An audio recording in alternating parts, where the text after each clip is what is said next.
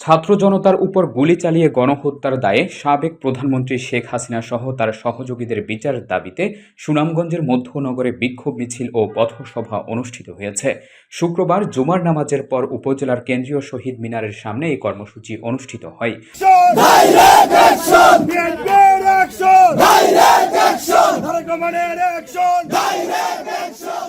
উপজেলা বিএনপির ভারপ্রাপ্ত সভাপতি মোহাম্মদ আব্দুল হামিদ তালুকদারের সভাপতিত্বে ও সাধারণ সম্পাদক আব্দুল কাইয়ুম মজনুর সঞ্চালনায় প্রধান অতিথি হিসেবে বক্তব্য রাখেন সুনামগঞ্জ জেলা কৃষক দলের আহ্বায়ক ও তাহিরপুর উপজেলা পরিষদের সাবেক চেয়ারম্যান মোহাম্মদ আনিসুল হক। এই সময় অন্যান্যের মাঝে উপস্থিত ছিলেন উপজেলা বিএনপির সাবেক সাধারণ সম্পাদক মোহাম্মদ আবুল বশার, বিএনপি নেতা মোহাম্মদ মোশাহিদ তালুকদার, বিএনপির দপ্তর সম্পাদক মোহাম্মদ আশিক মিয়া, বিএনপি নেতা মোহাম্মদ মমিনুল হক বেনু,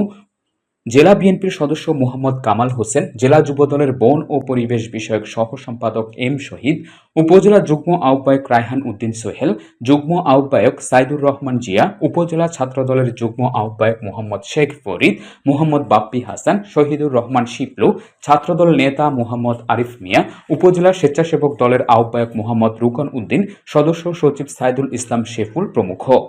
বক্তারা ছাত্র জনতার উপর গুলি চালিয়ে গণহত্যার দায়ে সাবেক প্রধানমন্ত্রী শেখ হাসিনা সহ তার সহযোগীদের বিচারের দাবি জানায়। এর আগে উপজেলার বিভিন্ন এলাকা থেকে বিএনপি ও অঙ্গ সংগঠনের নেতাকর্মীরা খণ্ড খণ্ড মিছিল সহ দলীয় কার্যালয়ের সামনে এসে জড়ো হয়। পথসভা শেষে সুনামগঞ্জ জেলা কৃষক দলের আহ্বায়ক মোহাম্মদ আনিসুল হক সহ মধ্যনগর উপজেলা বিএনপির নেতৃবৃন্দ শহীদ আয়াতুল্লাহর গ্রামের বাড়িতে তার আত্মার মাগফিরাত কামনা করে আয়োজিত দোয়া মাহফিলে অংশগ্রহণ করেন।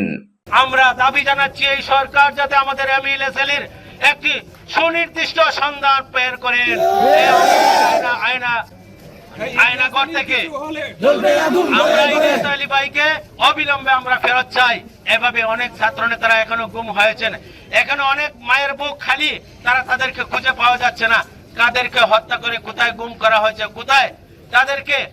গণকবর দেওয়া হয়েছে, সেই সন্ধান বের করে যাতে আমাদের ছাত্র ভাইদেরকে, ছোট ছোট মাসুম বাচ্চাদেরকে, ছোট ছোট ছেলে মেয়েদেরকে হত্যা করেছে তার ঘরে, কেউ বাবার কোলে, কেউ মায়ের কোলে, তাদেরকেও আমরা সেই বিচারের আওতায় এনে বাংলাদেশের প্রচলিত আইনে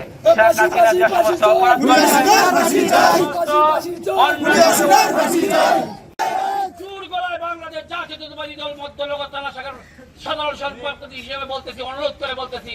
আমাদের মধ্যে বিবাদ সৃষ্টি করবেন না। যদি বিবাদ সৃষ্টি করার চেষ্টা করেন আমরা